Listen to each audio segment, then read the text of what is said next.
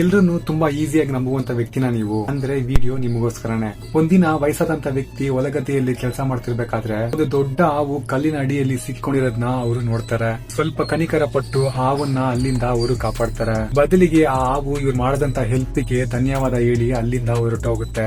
ಇದನ್ನು ಕೇಳಿದಂತ ವಯಸ್ಸಾದ ವ್ಯಕ್ತಿ ಆ ಹಾವು ನನಗೆ ಫ್ರೆಂಡ್ ಆಗ್ಬಿಡ್ತು ಅಂತ ಅವರು ನಂಬ್ತಾರೆ. ಮತ್ತೆ ಹಾವಿಗೆ ಇಷ್ಟವಾದಂತ ಊಟನ ಅವ್ರ ಮನೆ ಮುಂದೆ ದಿನ ಇಡೋದಕ್ಕೆ ಸ್ಟಾರ್ಟ್ ಮಾಡ್ತಾರೆ.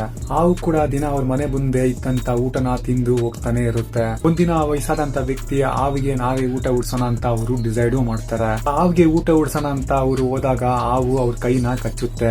ತುಂಬಾ ಬೇಜಾರು ಪಟ್ಟಂತ ಆ ವ್ಯವಸಾಯಿ ಹಾವುನ ನೋಡಿ ಕೇಳ್ತಾರೆ, ನಿನ್ನ ಪ್ರಾಣನ ಕಾಪಾಡ್ದ ನನ್ಗೆ ಯಾಕೆ ಈ ತರ ಮಾಡ್ದೆ ಅಂತ ಅವರು ಕೇಳ್ತಾರೆ. ಬದಲಿಗೆ ಹಾವು ಹೇಳಿದೇನ್ ಗೊತ್ತಾ, ಕಚ್ಚೋದು ನನ್ನ ಗುಣ, ಅದನ್ನ ಬದಲಾಯಿಸ್ಕೊಳ್ಳೋದು ನನ್ನಿಂದ ಆಗೋದಿಲ್ಲ ಅಂತ ಹೇಳುತ್ತೆ. ನನ್ನನ್ನ ನಂಬಿದ್ದೆ ನೀವು ಮಾಡ್ದಂತ ತುಂಬಾ ದೊಡ್ಡ ತಪ್ಪು ಅಂತ ಹೇಳಿ ಹಾವು ಅಲ್ಲಿಂದ ಹೊರಟೋಗುತ್ತೆ. ಅದನ್ನು ಕೇಳಿದಂತ ವ್ಯವಸಾಯಿ ಒಳ್ಳೇದ್ನ ಕೆಟ್ಟವರಿಗೆ ಮಾಡ್ಲೇಬಾರ್ದು ಅಂತ ಹೇಳಿ ಅಲ್ಲಿ ಪ್ರಾಣನ ಕಳ್ಕೊಳ್ತಾರೆ. ಕಥೆಯಲ್ಲಿ ಬಂದ ಹಾಗೆ ನಾವು ನೋಡುವಂತ ಎಲ್ಲಾ ವ್ಯಕ್ತಿಗಳು ನಮ್ಗೆ ಫ್ರೆಂಡ್ಸ್ ಆಗಿರೋದಿಲ್ಲ.